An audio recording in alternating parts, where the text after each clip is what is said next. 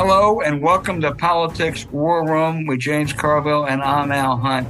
This week, our year-end guests are really special, and I'll tell you about them in just a moment. Remember, we love taking your questions, so write into politicswarroom@gmail.com or send a tweet to @Politicon for next week's show. We'll get to as many as we can, but don't forget to tell us where you're from. Please check out the link to our sponsor, Copilot, in our episode show notes. We thank you for supporting these sponsors. It helps make this podcast happen. Please tell your friends about us and remind them to subscribe on Apple Podcasts, Spotify, or wherever you get your podcast.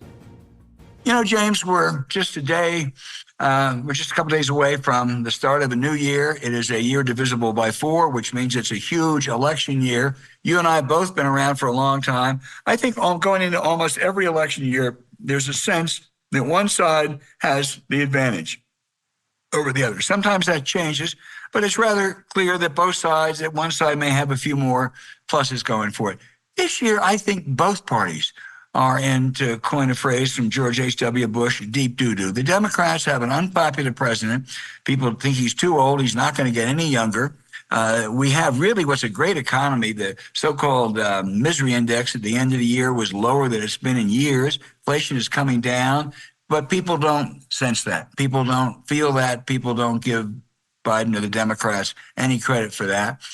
And the Israeli-Gaza war is just going to hurt Biden and hurt Democrats. It divides the party as it does in the Republicans. So therefore, that's the Democratic picture. The Republican picture ain't a whole lot better. You've got a likely nominee who has been indicted 4 times, 91 counts. There could be a trial, depending on the courts, sometime before this summer, and he could get convicted. He's got 3 other potential cases. He's got civil cases, and he seems to get crazier by the week. But then you look at the Republican House. I've never seen such a clown show. It is unbelievable. They've took 15 ballots. We know the whole history, and now they got a speaker who has no idea what he's doing. So the Republicans, I think, are going into the year in really bad shape too. The independent parties, they're doing better than usual. The history is usually once they have to account for themselves, they don't do as well. I don't see any sterling candidate out there. I think Robert F. Kennedy is going to peak right now. So it's just a year, and January is going to be the most chaotic month of all. So I don't know where this takes us, except this is a royal car crash, the likes of which we haven't seen in a while.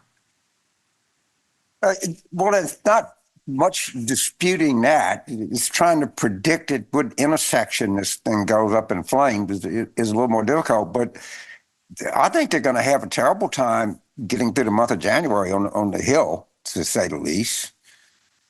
And, Iowa is going to weed a lot of people out, I suspect, with DeSantis being the sort of first to go. That Maggie Haberman story in the Times on the DeSantis campaign is like, anybody that's ever been involved in a campaign, it kind of halfway feels sorry for these people. It's just been one steady sink to the bottom. I can't wait to get all the campaign books. But then you're also correct that I don't know how the angst in the country can manifest itself. I will say this in defense of what the Biden theory is. It's worthy of repeating. Is that you're already starting to see consumer confidence up. You're already starting to see that the recovery is taking hold. And you just wait and see, and Trump's going to be indicted, and this is going to be a lot smoother than any of you naysayers and hand-wringers expect it to be, and it's going to all end up fine. I feel like I'm obligated to say that is the point, and that there is some. It certainly hadn't reflected itself in the president's approval numbers, but certain underlying economic numbers better. I just don't know. I'm highly skeptical that the public is open to reconsider this, but in light of Trump's troubles, they may be, and that is pretty clearly the White House view. Well, James, isn't it twofold? Number one, if Trump gets convicted, which would be different than the indictments, right. We think, we don't know, but we think. And number two, if Mike Johnson and his merry band of crazies in the House screw up so badly, that the basic argument is you cannot let these people be in charge. It seems to me that's the path. I don't think the path's going to be Biden. I think the path's going to be that the alternative is so unacceptable. Yeah, I feel just obligated to take their point of view. And I don't know. They had, I mean, was it 15 ballots to elect Kevin McCarthy?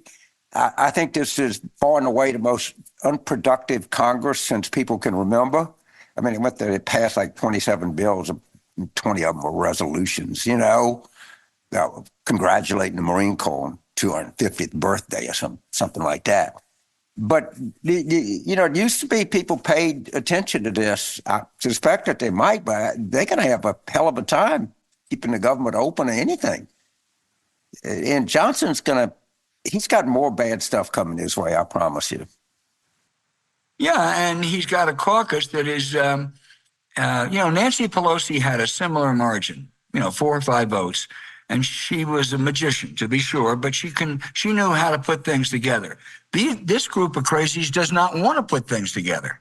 And that makes it hard. I think Mike Johnson is in so far over his head. He's almost the accidental speaker because of their frustration. But I don't know that very many people could lead this band of clowns. It's to paraphrase Bismarck, people don't care how the sausage is made in one sense, but they do care that they have the sausage. Right. And I don't know, it may be that the country's going to feel the effects of the turmoil in the House of Representatives. It'll break out more than just leadership fights. And boy, tell you what, there's a lot left to go here, and these fights are really going to get better. Yeah, they are. James, for the last month or so, longer, I've been incredibly pessimistic. I just didn't see any way Biden could win. I still think it's difficult, except what we talked about earlier, a Trump conviction, the House showing its true colors, and the argument being you can't let this group of clowns be in charge. There's total chaos. And, our guy may not be a day at the beach, but, at least we're going to have more order. I think that's now, at about 50, where I thought it was lower before.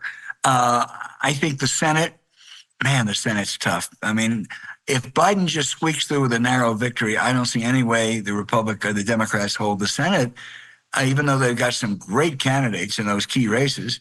But I do think that it's probably likely that in a close election, the Democrats win back the House. Yeah,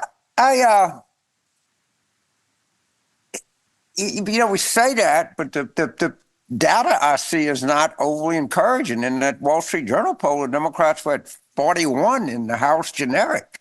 Right. I mean, it feels like they should, and they certainly have a lot of seats up at risk. I mean, your instinct says, yeah, they should win the House back, but there's not a lot of evidence that they're in any kind of a commanding position. And, in 2006, you knew that by this time, you knew the Democrats were poised to have a good year. You did. Even in 2010, you didn't know for sure, but it looked like they were going to have, the Republicans will have a good year. And I don't see that kind of conclusive feeling right now that it is said, and I think I agree with it more than I don't, but not with a lot of confidence that the Democrats should win the House back. The Senate will be considerably tougher. That's Ohio and Montana just headline the difficulty that we have facing us, and so few. Thank God you got Sherrod Brown and John Tester. Yeah, there's only 2 people yes. Yeah, absolutely. So I don't know, but it seems like we have a better shot at the House and the Senate, but there's not much data to support that. Yeah. James, one thing that we haven't talked about, Adam Kinzinger last week raised a new issue, which I didn't think was possible, about Donald Trump. What's your take on it? Well, my take is this, that everything, and this will take a second, but this is my take. We do fact check boxes and we do big, long stories on Trump. And even thus far, we indict him, and its political effect on Trump is negligible. All right. I think that mocking him is very important because his supporters have such a deified view of him. And the two things that I'm big on is mocking him and talking about how he betrayed us. There's a big story in the Times today about all the China stuff, and buried in there is how much that his policies actually hurt consumers. You're not, the way to get at Trump is to say, we believed you. When you said you were going to take on China, we believed you. Don't criticize how they got there. Try to make them consider whether or not they want to stay there. In this stink story, the stink story is Kinzinger said that he has body odor. But yes, that is a story. And Adam, this is a militarily trained guy. Other people have said that. I think that we should have like airplanes flying banners over his rallies. I think people would show up with a clothespin on their nose. I think that, why does he stink so much? Go to the Mayo Clinic and look at possible causes of body odor. They're multitudinous. We need to know because sometimes body odor can certainly speak to incontinence, which is all possible in somebody that age, but it can speak to other underlying serious health issues. So I think we need to get a good sniff at this guy.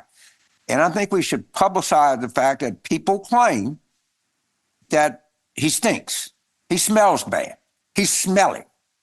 And I bet you there's some truth to it. And like any good detective, we got to find the origin of this bad smell. It depends, as we like to say. It could be leaks. You know what I mean? James, I have had interviews with his 9 predecessors. I was never able to get an interview with Trump, and now maybe I'm thankful. Well, you should go. Anytime you're around him, we used to do as kids. We'd put a clothespin, on our nose. And we know Rudy has a propensity for flatulence, public flatulence, multiple occasions of public flatulence. I don't think it's contagious, but maybe, he caught COVID from Trump. So maybe Trump caught excessive flatulence from Rudy. I don't know, but these are questions that have to be posed. And we cannot say this is beneath us because when it comes to keeping Trump out the White House, like Michelle Obama says, when they go low, we go high. No, when they go low, we go lower. Okay? All right. Let's everybody bring out. When I was a kid, I got no problem with that. Bring out your smell test. James, it's an important issue. Very important issue. Let me turn to one more subject, the National Football League. We are both huge fans. I'll tell you, a month ago, maybe 5-6 weeks ago, someone said to me, who do you think is going to win? I said, I think the Chiefs are strong. I think they got a great coach, great quarterback, great tight end, good defense. I think they're very likely to repeat. Then the Eagles beat them good. And I thought, boy, the Eagles, they were running-ups last year. This is their year, right? The Eagles are going to do it. And I was convinced by early December it's going to be the Eagles. Then the Cowboys swamped them. I thought, I don't really think the Cowboys, but, who knows? And then it suddenly looked like it's got to be the 49ers. I mean, they've got this great young coach. He's brought him back. And last Sunday, they get just stomped by the Ravens, who've got the best record in football. So as of today, being the front runner that I am, I'm going to say the Ravens. But I got to tell you, it's been one hell of a season. I don't know. I've got to check. I doubt if it's coming. I don't know if Bengals get in there or Burr can get back. Buffalo, somebody gets hot in the playoffs, and it can make a difference. I tell you, team, I'm getting a little more impressed with. About kind of hard to get to say it, but it's Cleveland. Yes, with a 38-year-old quarterback. Yeah. Hey, that's we ought to cheer for Cleveland. We old people. I'm kind of honestly, the Saints ain't they're not gonna make it for sure. and I got to pull for somebody. I don't, if Joe Burrow's not in there, I don't really have a team or kind of jump ball. And I'm trending toward Cleveland a little bit. It's just a team to pull for. Well, besides being a front runner, I like the Ravens for a couple of reasons. And number one, I like Baltimore. But secondly, I think their coach is the good Harbaugh. And thirdly, I think Lamar Jackson is the MVP. He is just, he resisted contract. He had a long, Right. but he's having one hell of a year, and he's just one great quarterback. We ought to ask Feinstein, because he's a student on race and sports and has written extensively. I've always wondered if Lamar Jackson is better than the press gives him credit for. I mean, I know that's a hard thing to prove, but he's mobile in the pocket, and I do think there's a certain descriptions that go to black quarterbacks that are not generally attributable to white quarterbacks. But I'll just asking a question. I don't really know the answer to that. But I think you're right, and Mahomes is the exception for some reason. I don't think he gets that, but I think Lamar Jackson. Listen, anybody who questions how great Lamar Jackson is, just go ask that San Francisco defense. I think they can tell you how great Lamar Jackson is. The guy can beat you in a lot of ways. Yeah. And I'm gonna tell you right now, you say I'm a homer. The coming up person that reminds me of Lamar Jackson is the LSU guy. I mean, he's mobile like that. He can throw. He can run. He's fast, and if anything, he's bigger than Jackson. But that kind of quarterback with that, and of course, Mahomes also being that. But Lamar Jackson got so many ways to beat you. And I'm never going to say somebody's going to be Lamar Jackson, but that style of quarterback is Jane Daniels. I prompted the Heisman Trophy. There's only one bit of bad news for Daniels. He's so good, he might be drafted by the Washington football team. Saints. That's right. They got a new owner, and we'll see. Can't be any worse than the old one. They got a new coach. No, they clearly I've never met Mr. Harris, don't know anything about him, but it's a clear upgrade from Dan Snyder. Because anything's upgrade from that asshole. Jesus. All right, good. We'll watch it. It's going to be a great playoff. Go Browns. I'll tell you one thing I like about the Browns. I love their uniforms and I love their helmet. The only football uniform I like better than the Browns is Penn State. Yeah, well, I love that too, and I love Cleveland. I mean, Cleveland's a city that needs something like that. I mean, it really is. It's gotten better. I'm not sure what I think of their owner. Their owner isn't one of the more. Oh, Haslam, he's a guys, but a lot of money. But I kind of pull for Dallas don't need it. They got enough. James, they haven't won anything in a quarter century almost. The big rap on them, and Miami beat them that they can't win on the road, and it's this, that, and it's. But you got to say one thing about the Cowboys: they're compelling. I mean, you always kind of want to watch them for whatever reason. Jerry Jones or something. They have the uniform. I don't know what. And I think one problem they have is Jerry Jones is a fascinating character, but he engages too much in decision-making, and he is not a decision-maker. The teams that really do well over the long period of time, the Patriots, the Steelers. Watch out for the Steelers. They had a big win the other day, yeah. I mean, watch out. And the Rooney's some best, most stable owners in the whole goddamn NFL. I think they've had 3 coaches in the last 50 years. They have not had many. And, they talk about the Rooney rule. Well, he practices what they practice, what they preach. They got the Rooney rule is the one that says that you have to give a black coach serious consideration, which most teams give him serious consideration. They hired a black coach and he's been there forever. He's a pretty goddamn good coach. He sure as hell is. All right, we'll be back with more NFL. James, there are 8 or 10 teams that could win this whole thing. And that's just all right.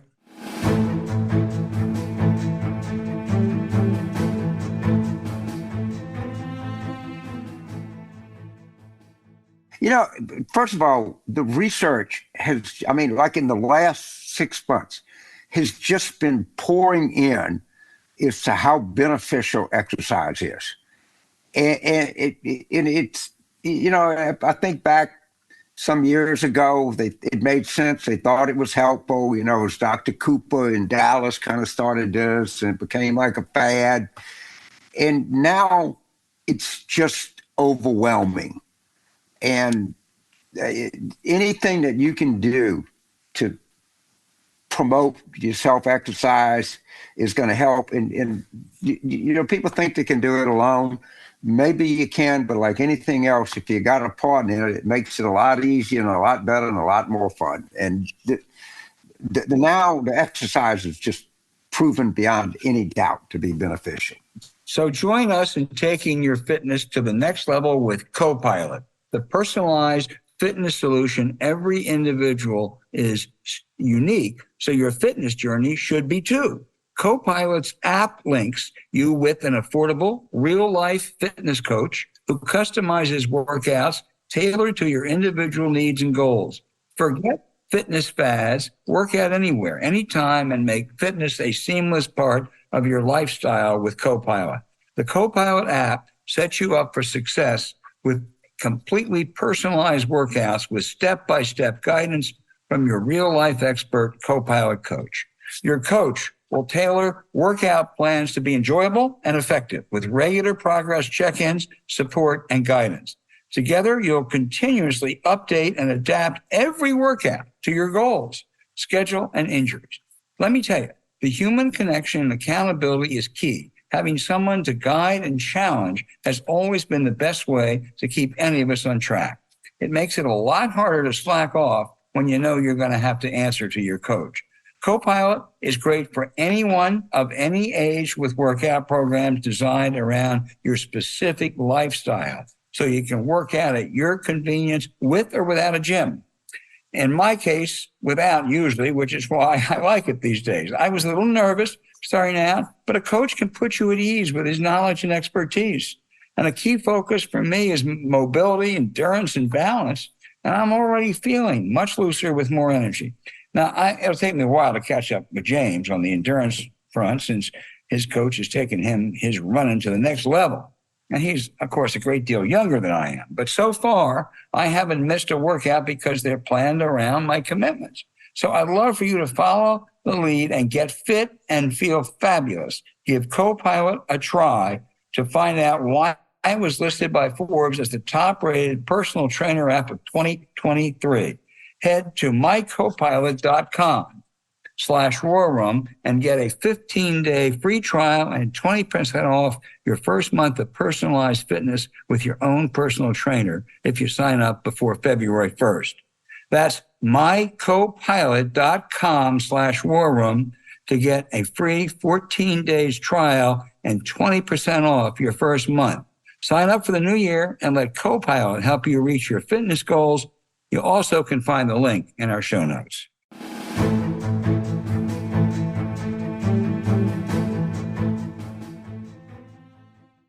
James, this is just every Sunday afternoon, we have a fascinating conversation with 8 or 10 of the most interesting people in the country. And we jealously guard that prerogative. We don't let, any listener join us or anybody. We've had a number of people who've asked. But today we're going to share with you 2 or 3 of our most special people on that Sunday call. One is Pam Karlan, Stanford law professor, former assistant attorney general, foremost expert on voting rights and civil rights.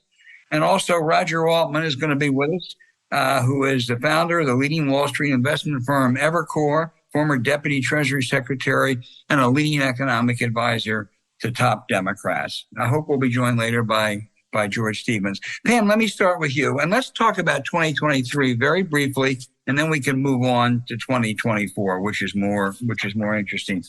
I can't remember a year, Pam, where the legal profession, the legal community was so challenged as it is this year. 4 indictments of a former president, huge ethical charges against Supreme Court justices, big cases coming up, before the court dealing with American politics.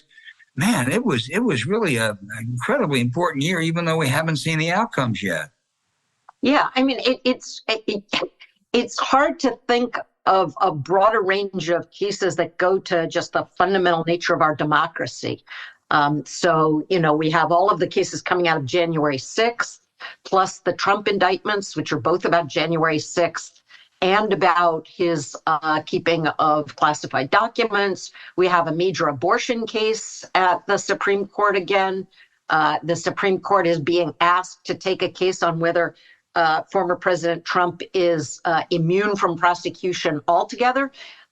Just yesterday, the Colorado Supreme Court held that he couldn't be put on the ballot in Colorado because of Section 3 of the 14th Amendment.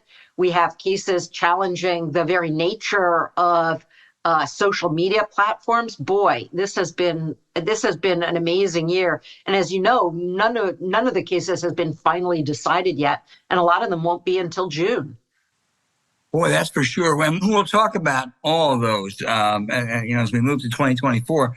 Roger, much of this year was dominated by, fears of inflation, and the president, despite record job numbers, was just, terrible poll ratings.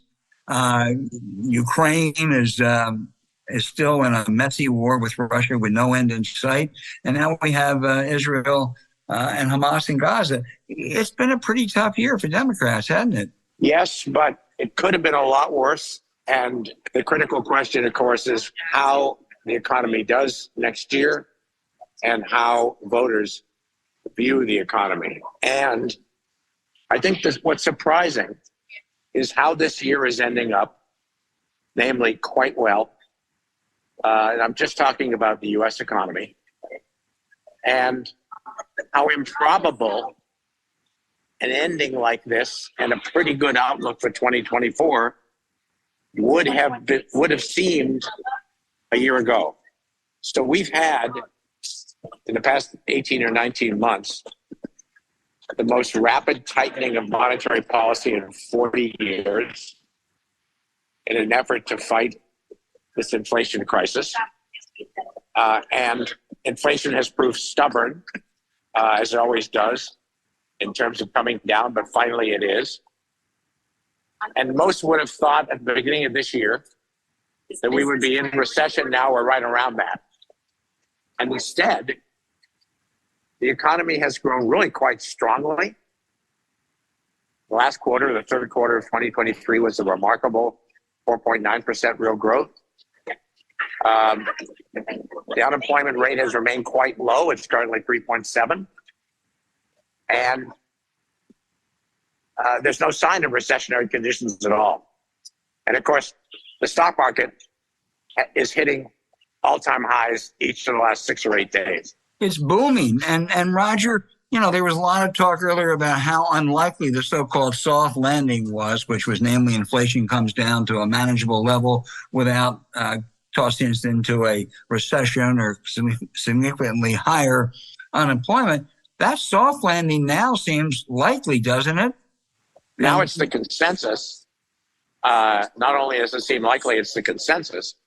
And the so-called Goldilocks scenario, which is you cure inflation without rising unemployment and without going into negative growth, seems to be happening right now. Roger, does the fairly much maligned Federal Reserve Chairman Jay Powell deserve a revisit, deserve a more credit than he has been given most of this year by the Larry Summers of the world? Well, I think it's a little too soon to judge. But if they do have the soft landing, yes, then I think he will deserve a lot of credit. In fact, it'll be considered a rather miraculous outcome, and that's really quite the right word, because historically, you've never had inflation hit 9% or higher, which it did this time, and then bring it down, in this case, to the Fed's goal of 2%, without a hard landing. Yeah. Which means a lot more unemployment, a lot of business failures, and an economy that declines, and that doesn't just hold its own, but declines. And so Powell, if that happens, will be seen as some sort of magician. But we have to wait a little bit. Okay. One of our other Zoom partners, I believe, George Stevens, has joined us. George, you're there? I'm here. Good. George is an Academy Award-winning director, and playwright, and he just came back from a Hollywood celebration of the 70th anniversary of his father's classic movie, Shane. George, 2023, what kind of a year was it in the entertainment field? There was no Shane, I don't think, but how would you assess it? Just looking back, and then we'll look forward later. Well, it was just a tumultuous year for the movie business, the media business, if you will, with the strike that put people out of work, stalled the production companies, and then this upheaval, that's happening of whether theaters are going to continue to be the large market that we have always known them to be, and will resume their practice of going frequently to movie theaters to watch movies. Pam, what chance do you think? How would you assess the prospects that Donald Trump can win these cases, or one or two of these cases that are going before the Supreme Court? So the case that I'm most confident, and obviously you should never be super confident about this, but the case I'm most confident about is I do not think at the end of the day the Supreme Court will hold that he's immune from all prosecution for the acts he engaged in on January 6th. It seems to me, that the court is going to read the impeachment clause not as saying that you have to be first convicted before you can be tried once you leave office.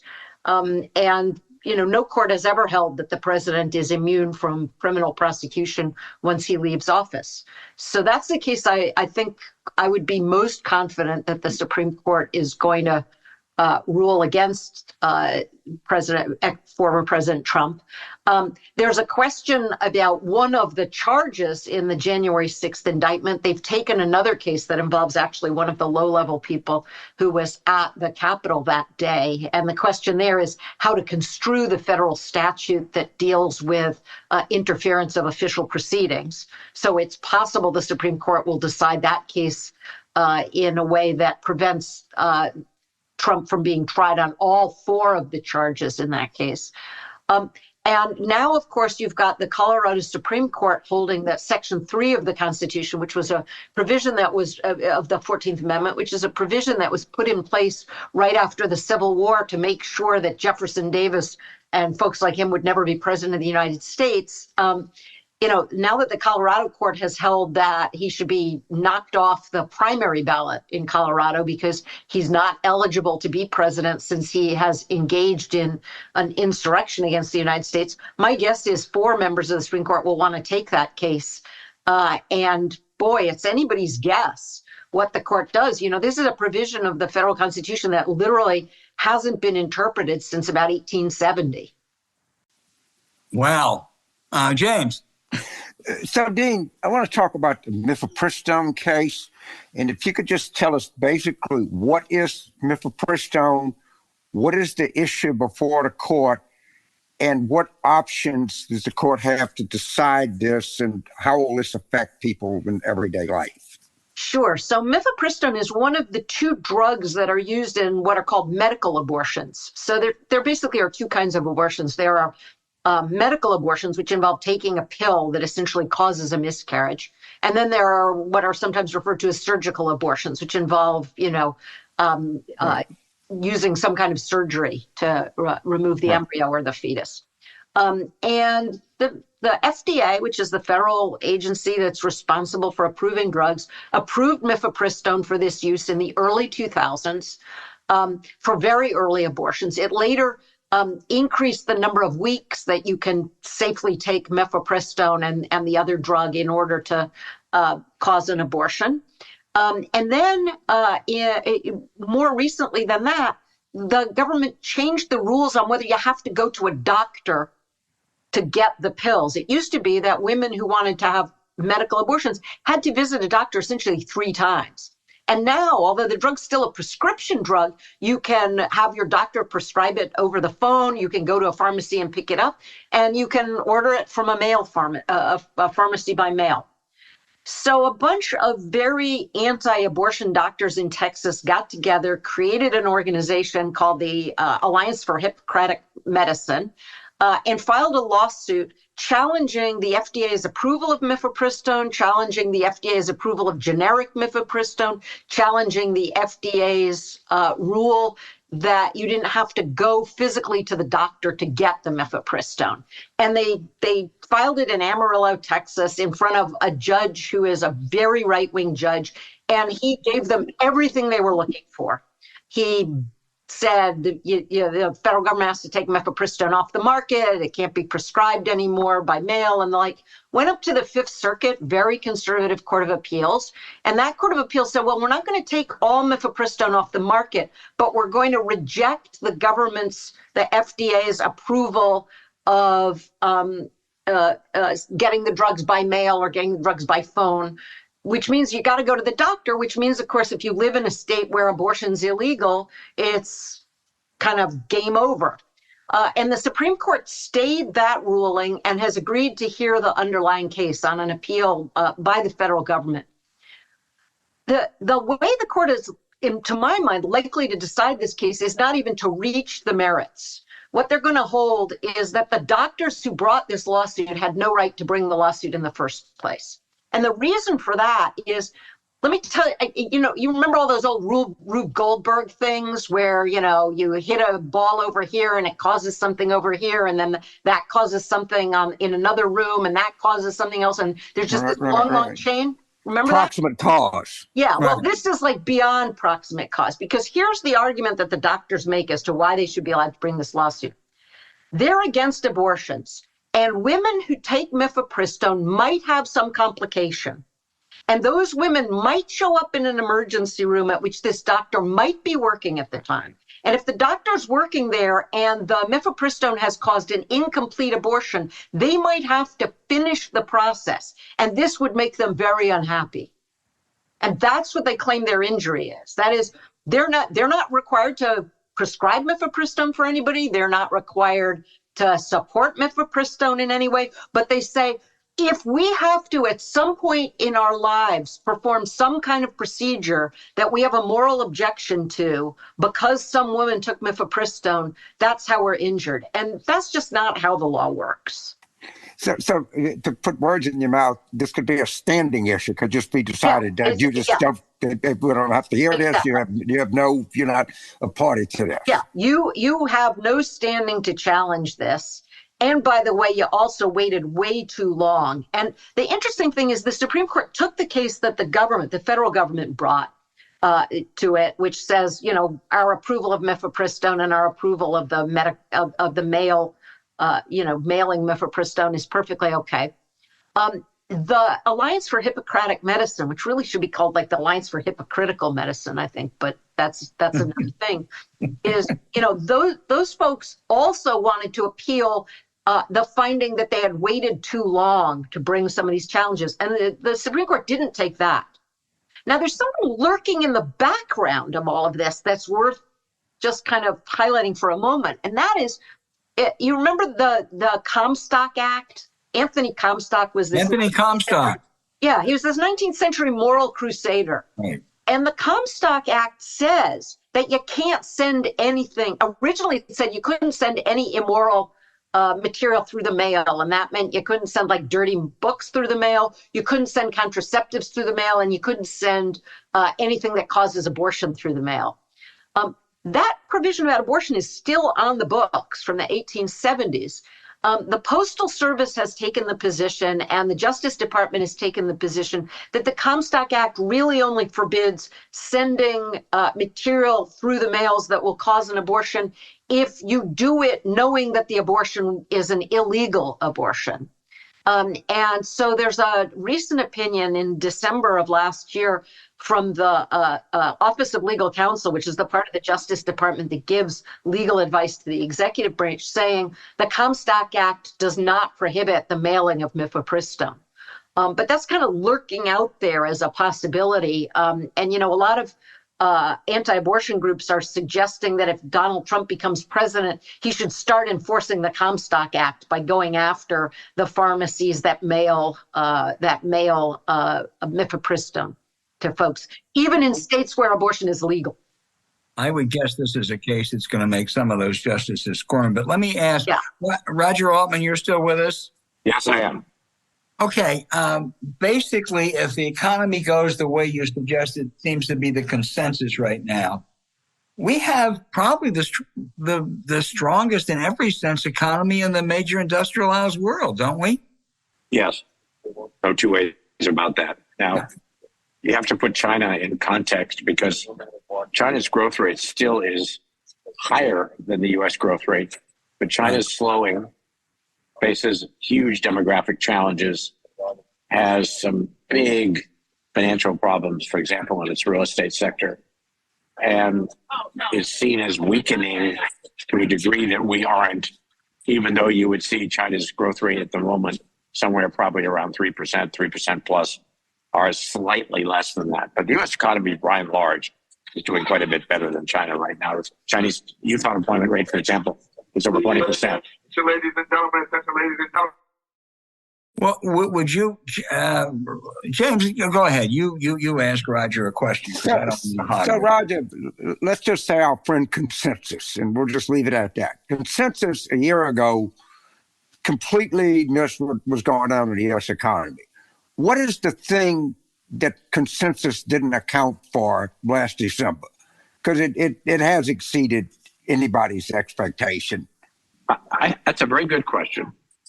I think the history books probably will eventually say that at this moment, right now, December 2023, nobody yet fully understood the economic impacts of the pandemic, and that it was the pandemic's unique impacts that were not understood at various stages here. Let me be specific.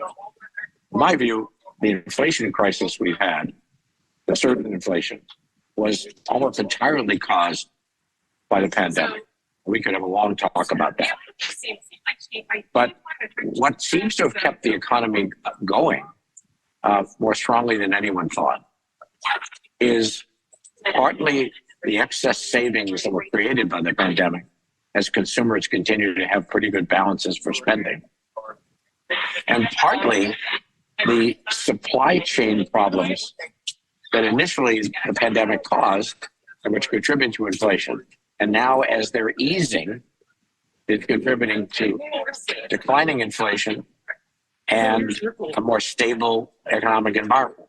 So I think 10 years from now, people are going to look back and say, what was unique about 2020, 2021, 2022, 2023 was the historically unprecedented impacts of the pandemic. And that what's occurring right now in terms of much more stability than was thought are some continued back-end impacts of that. George Stevens, what are you looking for in the entertainment world in 2024? I think that it's going to come together slowly.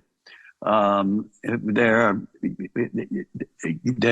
studios are going to have to sort out. They're at war with streaming, but you begin to see signs that people are now renting their films to Netflix, which they weren't before, which gives the studios a broader outlook. And they're simply going to have to make adjustments in order to survive and keep production going in a way that's going to take us in a positive way into the future. George, you are a voter in the Academy Awards, so I'm sure, I suspect you haven't cast your vote yet. You have time, but from what you instinctively see right now, what's your best guess for Best Picture? Well, they're going to break your heart, Al. It's not going to be Barbie. It's going to be Oppenheimer. Not Barbie? I loved Oppenheimer, George. I really loved Oppenheimer. You were. Do you mind relating the story that Christopher Nolan told you the other day about how they picked the venue for Oppenheimer? Well, it's kind of a nice story, this event, which I'll encapsulate. My father made this film called Shane 70 years ago, and I have been involved in film preservation in many fronts, but also caring after this film. And we have the George Stevens Lecture at the Motion Picture Academy in Hollywood that was suspended during COVID. Now the Academy has its new museum with a grand 960-seat theater, beautiful red theater, the best projection in the world. And so a week ago, Sunday night, I had the pleasure of introducing Christopher Nolan to do the George Stevens Lecture, followed by a screening of Shane on its 70th anniversary. And you think about a crowd, it was a sold out crowd, many young people, of seeing a film on this grand screen 70 years after it was made, and to have it interpreted by the person I think is the most inventive and intellectually interesting filmmaker in the United States today. And to hear him talk about how he saw in Shane, when he was making The Dark Knight, his Batman picture, that he studied the evil in Shane and the ethical framework of George Stevens' treatment of evil. It just is taking the film to such a, not a higher level, but just a great level. And this audience was just enchanted by the film. So it was a really nice story for me, having been involved in this picture since when I got out of high school. And my father gave me two jobs. One of which was to read the books that came from Paramount Pictures. And I read this small Jack Schaefer novel and took it to my father and told him that I thought he ought to read it. And he said, "Why don't you tell me the story?" And the next summer we were in Wyoming making Shane. Wow. So Dean Karlan, before I let you go, I got a friend of mine, a very close friend of mine, is in a heavily regulated business. And I said, man, this Chevron deference case, you better watch this. And could you explain to me and us what Chevron deference is and why? Am I wrong in thinking the case before the Supreme Court right now could have a... So you froze up on my screen, James, but I think you're asking me, what about the Chevron deference case? What is Chevron deference and what is the case before the court?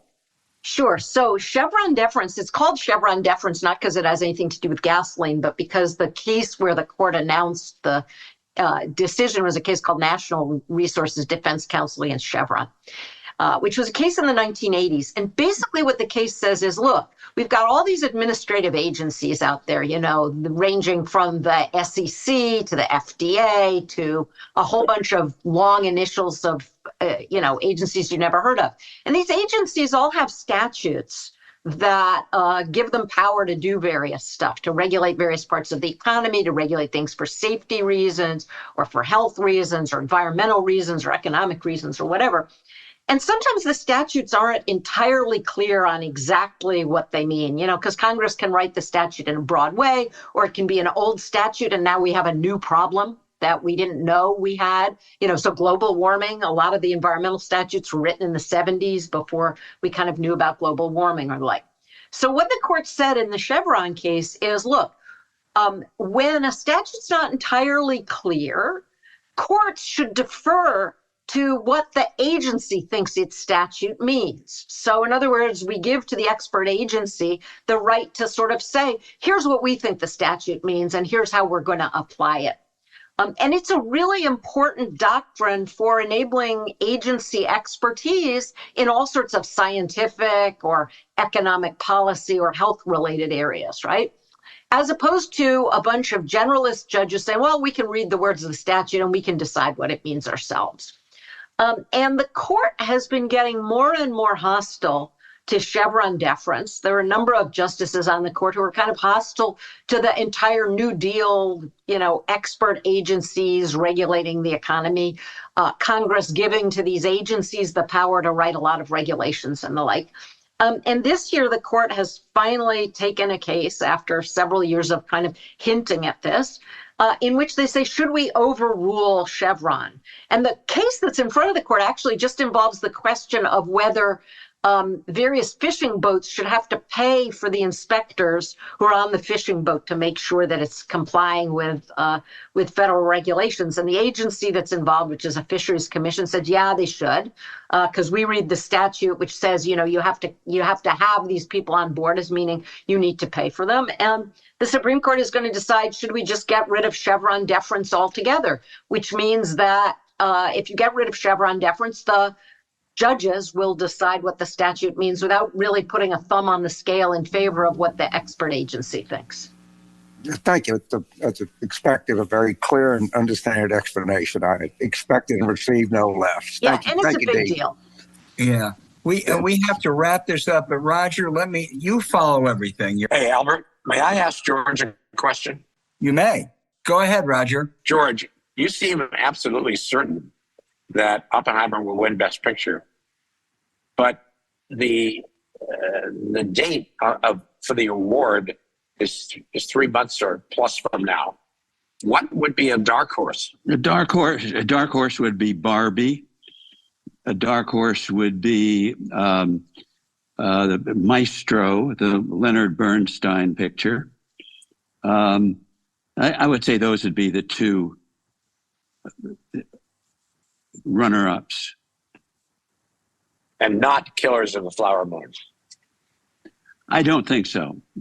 I think it's admired, but at 3 hours and 30 minutes, I think it sort of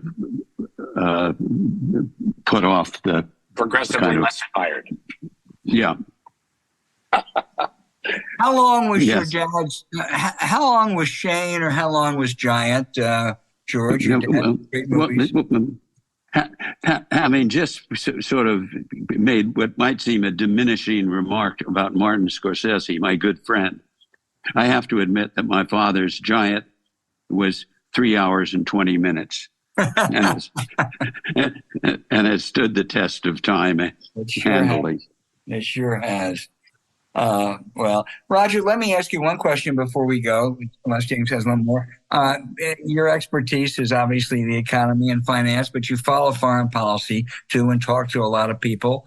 Do you have any cause for optimism either on the Israeli-Hamas war or on Ukraine-Russia in 2024? Well, I think I'm pretty current on this, at least today, Wednesday, that the package being so heavily negotiated on the Hill, which would provide an additional tranche of support for Ukraine, for Israel, for Taiwan, and which would restructure America, I think package is probably going to happen in January. Mm-hmm. Parenthetically, that would be another remarkable legislative achievement for Biden. Guys, you've been wonderful. I wish we could go on for another hour, but we're having a little bit of problems here with connections. So thank you all. Pam, George, Roger, thank you. Oh, my pleasure. I wish we had some better news. It's starting to wear even on me, and I'm like a total Hubert Humphrey optimist. Well, Roger had some good news, and George. Yeah. I mean, if I have to, take all of my money and run to a country we have no extradition treaty with, I'll have more. Yeah, we're kind of like, Germany in 1938, where at least the economy's good. Right, exactly. Oh, Roger's there seeing that the trains will run on time. Yeah. Yes.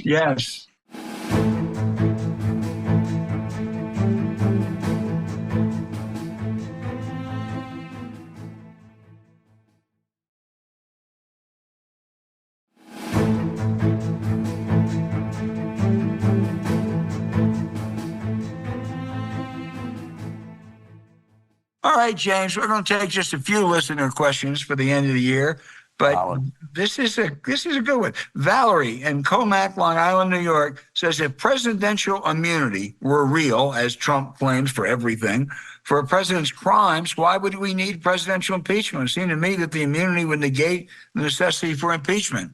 I think she's probably wrong in that logic, but it sure as hell makes political sense when you look at it.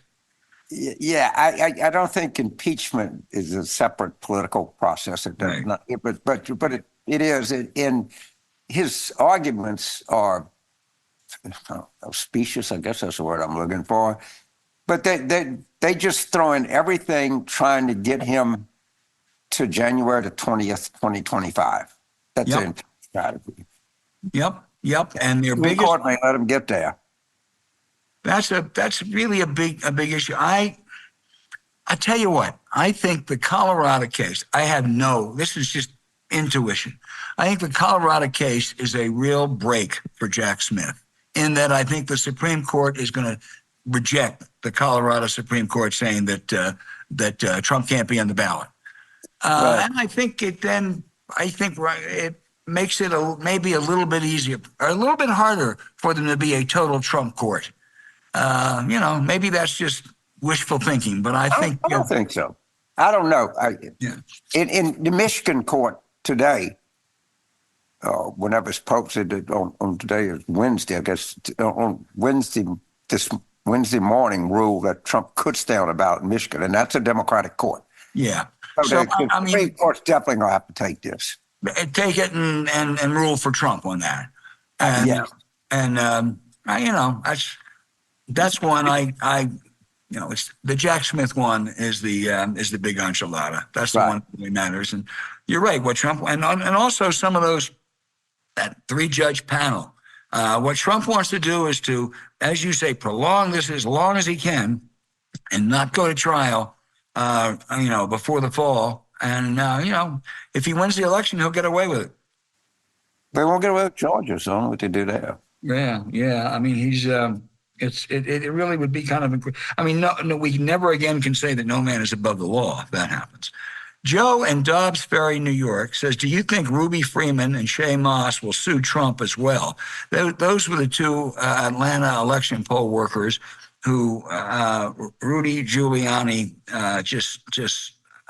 slurred and lied about and defamed, and they were awarded $148 million because it was so bad. Of course, Rudy doesn't have $148 million.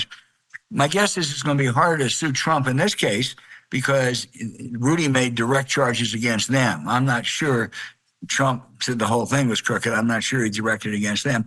But, there's a larger point here. Election workers are critical to a functioning democracy. And what happened to those two women is an absolute disgrace. And there are right-wingers now who are saying we're going to get those types of people again. We're going to harass in 2024. And what that is quite simply a threat to American democracy. So in the Giuliani case, in the judgment, understand that the attorneys representing Ms. Morris and Ms. Freeman are like world-class lawyers. The very best. Yeah, the very best. And I would have to, Dean Carlin of Stanford Law School would have to validate this, but if I recall, an intentional tort is not dischargeable in bankruptcy. A negligent tort is. Mm-hmm. So if I is my understanding, and boy, I have a real lawyer get a confirmation on this. But so he's declared bankruptcy. So all of his assets are going to go into a pool and what they used to call a referee. I don't know if they still call it that, but a bankruptcy referee. And he'll allocate it and say everybody will get 20 cents on a dollar, 10 cents on a dollar, or whatever. But there's certain things that are not dischargeable. And I think that this is an intentional tort, and they are going to pound his ass. Whatever he's got, whatever piece of furniture, whatever he has, they are going to chase him down to the ends of the earth. And he better not try to hide any of these assets because these sons of bitches are after him. And his lawyer better tell him, don't fool with these people, man. And because they might have a claim that you can't get rid of. I don't know that, but we'll check that and talk about some next week. James, we're going to take a couple more because they're good ones. Bill in Daytona Beach says, is it too cynical to think that the original attack on Israel and the disproportionate Israeli response is an effort by both Hamas and Netanyahu to create such devastation and pain as to ensure their own survival in the future? Wow. So nothing I would put past Hamas. There's very, very little I would put past Netanyahu. But I don't. There's a lot, and there's a whole thing that Netanyahu allowed this to happen for his political future. I at some level, I just don't buy that. Yeah. I think he knows he's an old man. His reputation is shattered. He's going to try to hang on to the extent that he can and stay out of jail. And this whole thing is just my view. It's not going terribly well. And, the United States, I think the United States needs to be a little more assertive here because our reputation will get drug in this too. Oh, and what it's doing to us internally too, James. Bill, I actually think you have a point about Hamas. Hamas looked and they saw that the Israelis were about to maybe cut a deal with the Saudis and the UAE, and they were going to freeze the Palestinians out of everything, and that the die was cast. They wouldn't. At some point they would crack down on Qatar, giving them assistance. That's at least the way they calculate. And they thought, let's go big. Well, yeah. Go ahead, James. No, I'm going to complete what you said. And the idea was, it was so smart, the Israelis, the Saudis, all these people that, in the Abraham Accords, the Jared Kushner thing, hard to convince me that there wasn't money being passed around, but just my suspicion, not my knowledge. And they would cut the Palestinians totally out the deal. Yeah, totally. They were like they didn't exist. Yeah. And, when you tell stateless people that they don't exist, they don't take to it very kindly. No, that's right. And I think what the smarter, I hate to call them that, but they are smarter Gaza leader types realized is that most of the population in Saudi Arabia, UAE, and any other Arab state is much more sympathetic to the Palestinians. And so they realize, and I think that the reason that the Saudis and others have had to pull back and reassess is because of what happened on October 7th and the Israeli response. On Netanyahu, I agree. I don't think that he, was complicit in allowing it to happen. I don't think he wanted it to happen. He was complicit in allowing it to happen, but it wasn't done for his own survival. However, I think that he wants to prolong this war and intensify this war as much as possible in the hopes that might rescue him from what he's got. Poll ratings right now that are worse than any serial killer in America's ever had. I mean, they're just awful.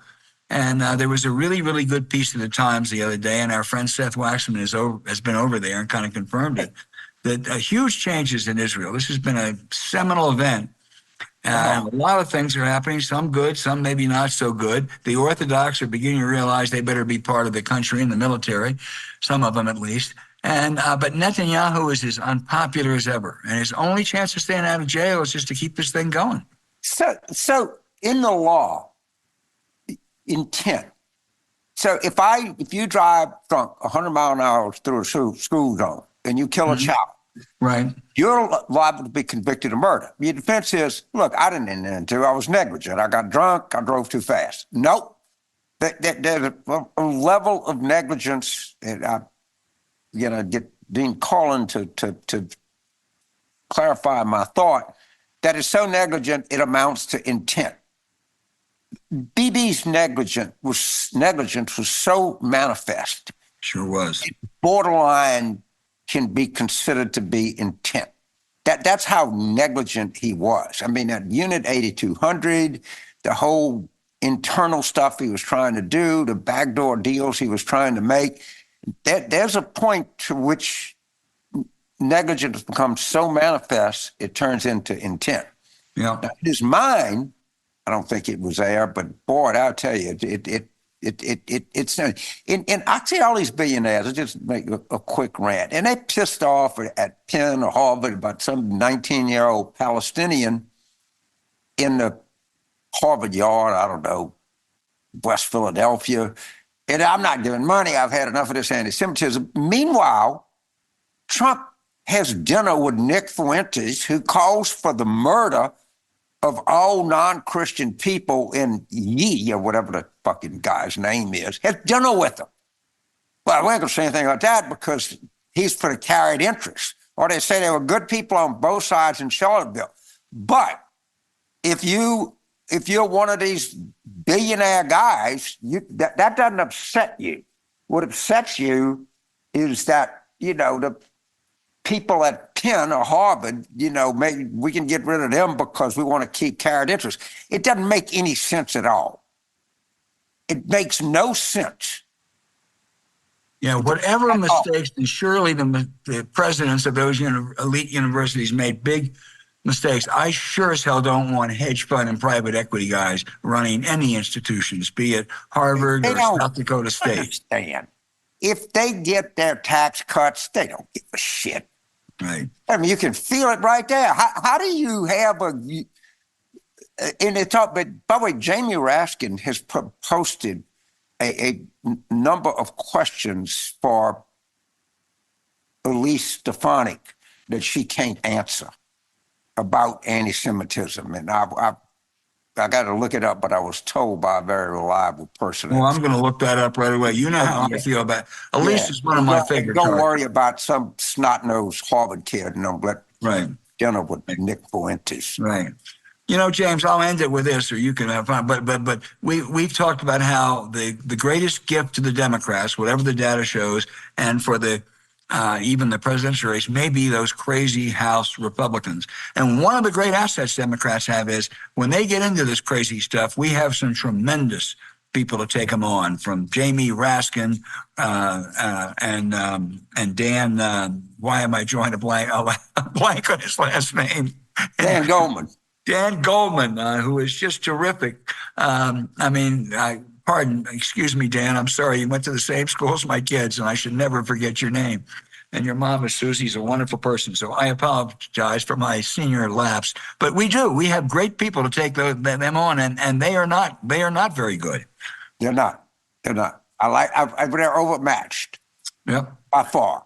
James Comer is he's a really stupid guy. Yeah. I mean, Hunter Biden is showing him up. You got to be really stupid. That's for sure.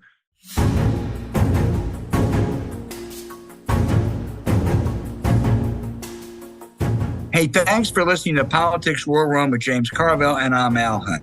Don't forget to send your questions for us by email to politicswarroom@gmail.com or tweet them for next week's show @Politicon. Now, following this episode, we'd really appreciate it if you check out the link to our sponsor, Copilot, and our episode show notes. We deeply thank you for supporting them, because when you do, it helps make this podcast happen. Now, to keep up with us, subscribe to Politics War Room on Apple Podcasts, Spotify, or wherever you listen. You also can find other shows that you might enjoy in the Politicon YouTube channel, or when you search Politicon on your favorite podcast sites. Remember, please rate this show with a 5-star review. We'll be back next week with another show as we continue our war room planning, and we wish every one of you wonderful people out there a very happy new year, and that 2024 will be better than 2023.